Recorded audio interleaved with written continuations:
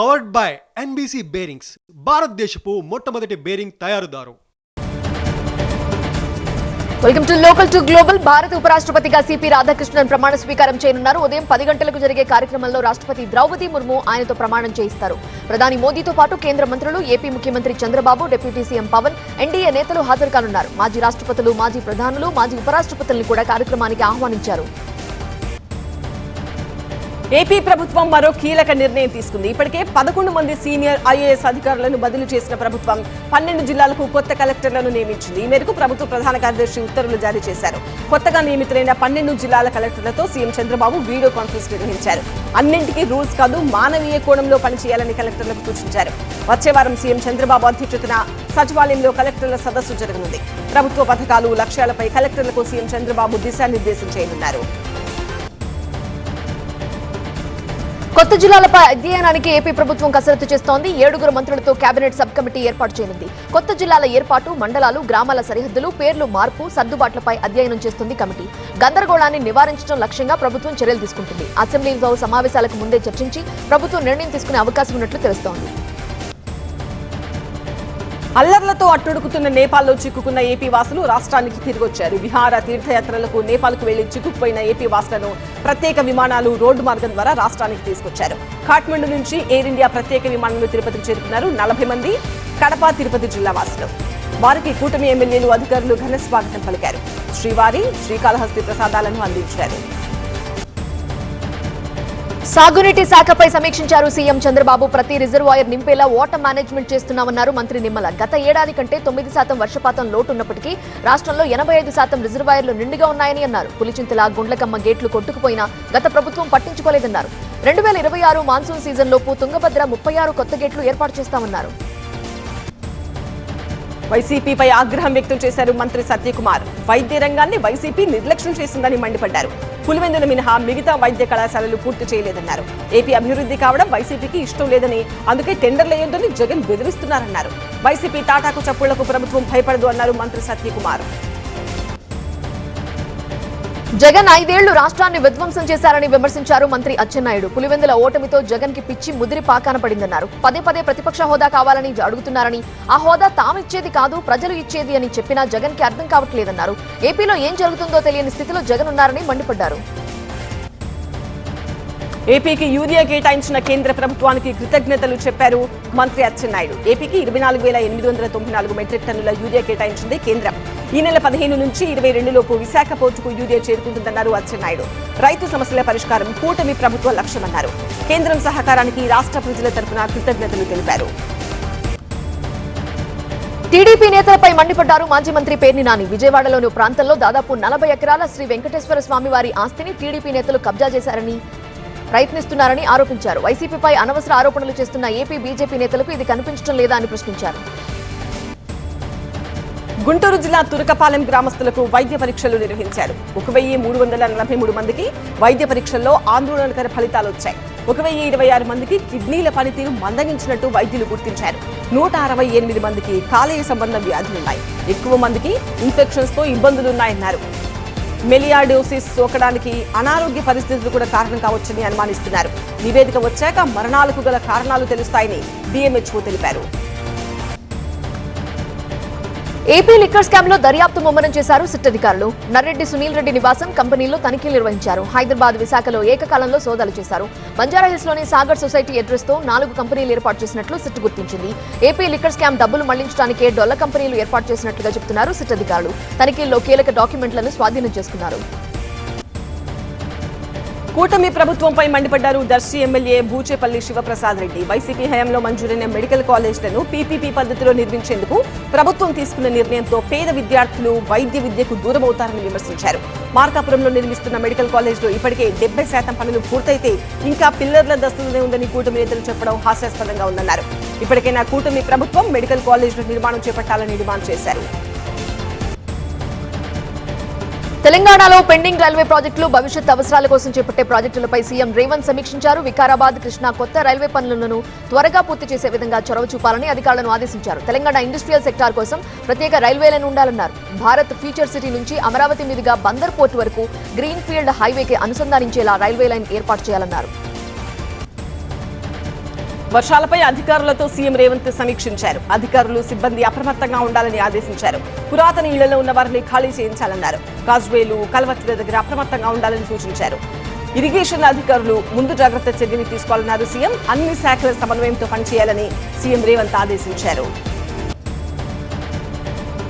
త్వరలో కామారెడ్డిలో జరిగే బీసీ డిక్లరేషన్ సభపై మంత్రులు పొంగులెట్టి, సీతక్క, సురేఖ, శ్రీహరి, వివేక్ సమీక్షించారు.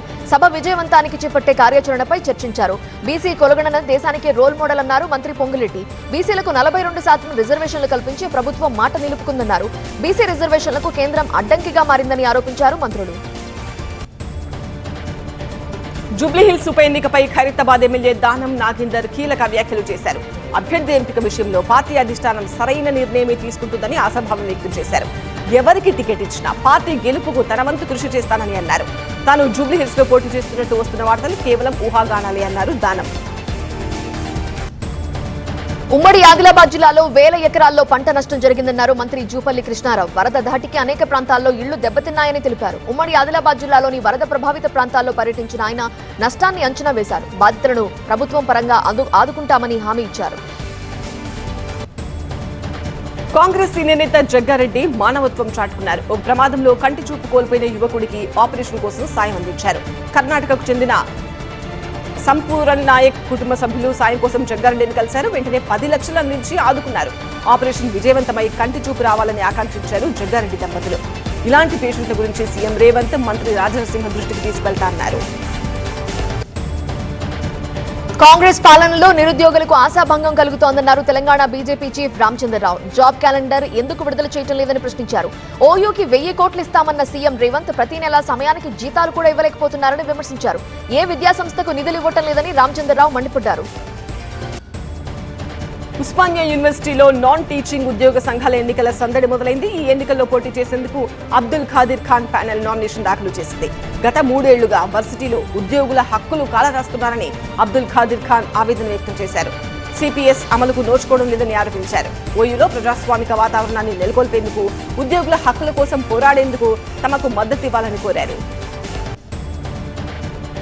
ఓటు చోరీ ఉద్యమాన్ని భద్రాచలం నుంచి ప్రారంభిస్తామన్నారు MLA Tella Venkatrao. Telangana SC corporation chairman Nagagiri Preetham ఎన్నికల్లో ఇచ్చిన హామీలే కాదు, సన్న బియ్యం ఇచ్చిన ఘనత రేవంత్ రెడ్డి ప్రభుత్వానిదే అన్నారు. దళితులను ముందు పెట్టుకుని 80% యూనిట్లను అప్పటి టీఆర్ఎస్ నాయకులు అమ్ముకున్నారని ధ్వజమెత్తారు. భద్రాద్రి రామయ్యను దర్శించుకుని ప్రత్యేక పూజలు చేశారు నేతలు. రాముడి జెండాలను ముందు పెట్టి ఓట్లు అడిగే వారిని నమ్మవద్దు అన్నారు నేతలు. హైదరాబాద్ లో భారీ వర్షం కురిసింది. నాగోల్, ఎల్బీ నగర్ లో వర్ష బీభత్సానికి రోడ్లు మునిగిపోయాయి. మెదీపట్నం, ఆసిఫ్ నగర్, గోషామహల్, జియాగూడ, వనస్థలిపురం, జూబ్లీహిల్స్, బంజారాహిల్స్ లో భారీ వర్షం కురిసింది. అత్యధికంగా నాగోల్ తట్టి అన్నారంలో 12 సెంటీమీటర్లు, హయత్ నగర్ లో 11 సెంటీమీటర్ల వాన కురిసింది. మెదక్లోనే అత్యధికంగా 17 సెంటీమీటర్ల వర్షపాతం నమోదైంది. ఇక కుల్చారం, రాజ్పల్లి, చిన్నశంకరంపేట ప్రాంతాల్లో పలు కాలనీలు నీట మునగడంతో జనాలు అవస్థలు పడుతున్నారు. అలాగే వికారాబాద్ జిల్లా తాండూరు, యాదాద్రి జిల్లాలోని యాదగిరిగుట్ట, చౌటుపల్లో కూడా భారీ వర్షం పడింది. భారీ వర్షానికి నిర్మల్ జిల్లాలోని పెంబి మండలంలో వాగులు, వంకలు పొంగి పొర్లుతున్నాయి. ఆదిలాబాద్, నిర్మల్, జగిత్యాల, మెదక్, సిద్దిపేట, యాదాద్రి, జనగాం, హనుమకొండ జిల్లాల్లో ఆరెంజ్ అలర్ట్ కొనసాగుతోంది. నిజామాబాద్, కామారెడ్డి, సంగారెడ్డి, వికారాబాద్, మహబూబ్ నగర్, రంగారెడ్డి, మంచిర్యాల, పెద్దపల్లి, రాజన్న సిరిసిల్ల, కరీంనగర్, భూపాలపల్లి, ములుగు, వరంగల్, మహబూబాబాద్ జిల్లాలకు ఎల్లో అలర్ట్ జారీ చేశారు. యాదాద్రి భువనగిరి జిల్లా ఆలేరులో భారీ వర్షం కురిసింది. వరదతో బైరాంకుంట తెగింది. ఆలేరులోని రంగనాయకుల ఆలయం, బ్రహ్మంగారి ఆలయం 11, 12 వార్డులు నీట మునిగాయి. ఇళ్లు, లోతట్టు ప్రాంతాలను పరిశీలించారు ఎమ్మెల్యే బీర్లాయిలయ్య. బాధితులను సురక్షిత ప్రాంతాలకు తరలించాలని అధికారులను ఆదేశించారు. భారీ వర్షానికి ఆదిలాబాద్ జిల్లా కలెక్టర్ కార్యాలయంలోని మొదటి, 2వ అంతస్తు పైకప్పు కూలింది. ప్రమాద సమయంలో ఎవరూ లేకపోవడంతో ప్రాణనష్టం తప్పింది. నిజాం కాలంలో నిర్మించిన పాత భవనం కావడంతో వర్షాలకు నాని కూలింది అంటున్నారు ఆదిలాబాద్ కలెక్టర్ రాజర్షి షా. శిథిలాలను తొలగిస్తున్నామని, భవనం పటిష్టతపై నిపుణులతో కమిటీ వేస్తామన్నారు. వారి సలహాతో నిర్ణయం తీసుకుంటామన్నారు. ఏపీలోనూ వర్ష బీభత్సం కొనసాగుతోంది. కర్నూలు జిల్లాలో వర్ష ప్రభావం ఎక్కువగా ఉంది. మంత్రాలయంలో వాగులు, వంకలు పొంగి పొర్లుతున్నాయి. పోలకల్ దగ్గర వాగు ఉధృతంగా ప్రవహిస్తుండటంతో గూడూరు సహా పలు మండలాల మధ్య రాకపోకలకు అంతరాయం ఏర్పడింది. అల్లూరి, అనకాపల్లి, విజయనగరం, శ్రీకాకుళం, పార్వతీపురం మన్యంలో ఎల్లో అలర్ట్ కొనసాగుతోంది. బంగారం ధరలు స్థిరంగా కొనసాగుతున్నాయి. 24 క్యారెట్ల 10 గ్రాముల ధర 1,10,510 రూపాయలు. 22 క్యారెట్ల బంగారం ధర 1,13,00 ఉంది. రానున్న రోజుల్లో పసిడి ధర పెరుగుతుందని అంచనా వేస్తున్నారు నిపుణులు. రూపాయి ఆల్ టైమ్ రికార్డు స్థాయికి పతనమైంది. సుంకాల వివాదం సమసిపోకపోవటం రూపాయిని బాగా దెబ్బతీసింది. డాలర్తో రూపాయి విలువ 88.47కు పడిపోయింది. ముంబైలోని ప్రఖ్యాత లాల్ బాగ్ గణేష్ కు ఈ ఏడాది వినాయక చవితి సందర్భంగా వచ్చిన కానుకలను వేలం వేస్తున్నారు. ఇందులో సెల్ ఫోన్ల నుంచి వెండి వస్తువుల వరకు అనేకం ఉన్నాయి. గత ఏడాది వేలంలో 2,35,00,000 రూపాయలు వచ్చాయి. ఈసారి అంతకు మించి వేలంపాట జరుగుతుందని అంచనా. ఓట్ల దొంగతనం వాస్తవానికి దానికి సంబంధించి విస్తుపోయే సాక్ష్యాలను తాము బయటపెడతామని కాంగ్రెస్ నేత రాహుల్ గాంధీ మరోసారి అన్నారు. ఓట్ల దొంగతనం చేసి ప్రభుత్వాల ఏర్పాటు జరిగిందని ఆరోపించారు. భారత పౌరసత్వం తీసుకోకముందే సోనియా గాంధీ ఓటరుగా గుర్తింపు పొందారని దాఖలైన కేసును ఢిల్లీ కోర్టు కొట్టేసింది. వికాస్ త్రిపాఠి అనే వ్యక్తి కేసు దాఖలు చేశాడు. ఆధారాలు లేకుండా కోర్టుకు రావడం ఏంటని అసహనం వ్యక్తం చేసింది. బీహార్ సీఎం నితీష్ కుమార్ అవినీతికి భీష్మ పితామహుడిగా మారారని ఆర్జేడీ నేత తేజస్వి యాదవ్ ఆరోపించారు. వచ్చే ఎన్నికల్లో ప్రజలు దీనికి ప్రతీకారం తీర్చుకుంటారని తెలిపారు. బీహార్లో నేరాలు పెరిగిపోతున్నాయని ఆందోళన వ్యక్తం చేశారు. సీఎం, డిప్యూటీ సీఎంలు నేరగాళ్లకు ఆశ్రయం ఇస్తున్నారని తేజస్వి అన్నారు. ఆల్మట్టి ప్రాజెక్టు ఎత్తును కర్ణాటక పెంచినట్టయితే తాము సుప్రీంకోర్టుకు వెళ్తామని మహారాష్ట్ర ముఖ్యమంత్రి దేవేంద్ర ఫడ్నవీస్ తెలిపారు. ఈ విషయాన్ని ఇప్పటికే కేంద్ర జలశక్తి మంత్రిత్వ శాఖ దృష్టికి తీసుకువెళ్లినట్టు వెల్లడించారు. ఆల్మట్టి ఎత్తును 518 నుంచి 524 అడుగులకు పెంచుతామని కర్ణాటక సీఎం సిద్దరామయ్య ప్రకటించడంతో కౌంటర్ ఇచ్చారు మహారాష్ట్ర సీఎం.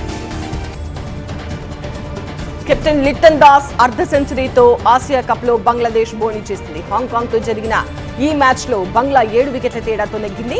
తౌహీద్ హృదయ్ కీలక ఇన్నింగ్స్ ఆడాడు. టాస్ ఓడి బ్యాటింగ్ దిగిన హాంకాంగ్ 20 ఓవర్లలో 7 వికెట్ల నష్టానికి 143 పరుగులు చేసింది. నిజాకత్ ఖాన్, ఓపెనర్ జీషన్ అలీ, యాసిన్ ముర్తాజా మాత్రమే రాణించారు. పవర్డ్ బై ఎన్బీసీ బేరింగ్స్, భారతదేశపు మొట్టమొదటి బేరింగ్ తయారుదారు.